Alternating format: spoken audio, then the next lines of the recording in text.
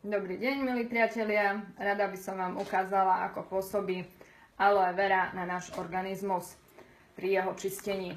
Máme tu aloe vera od našej firmy LR, potom tu máme dostupné aloe vera z lekárne a bežný aloe vera nápoj, ktorý dostanete na benzínke alebo v hociakom supermarkete. Tu máme 3 poháre, ktoré predstavujú naše telo, ako sme sa narodili, čiže úplne čistý, zdravý, nezanesený. A máme tu jodovú tinktúru, ktorá nám pomôže to telo zaniesť, čiže dáme do každého pohára 1 lyžičku. A takto zanesený pohár, zafarbený jodom, bude predstavovať naše telo.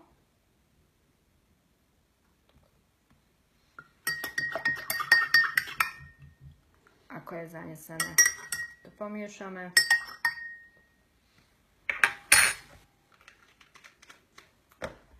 Vezmeme si aloe vera nápoj. Vypijeme. Pomiešam. No a nejaká veľká zmena nenastala. Teraz si zoberieme aloe vera z lekárne.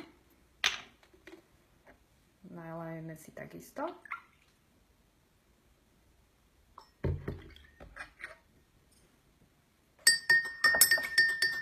Pomiešame. Tiež nejaká veľká zmena nenastala.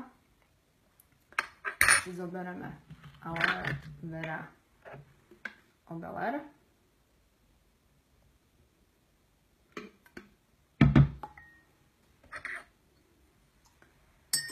Miešame a ako vidíte, takto nás to očistí a detoxikuje. Takže si môžete sami posúdiť, ktoré aloe vera ako dobre pôsobí na náš organizmus a do ktorého sa oplatí investovať. Ďakujem za pozornosť, majte sa pekne.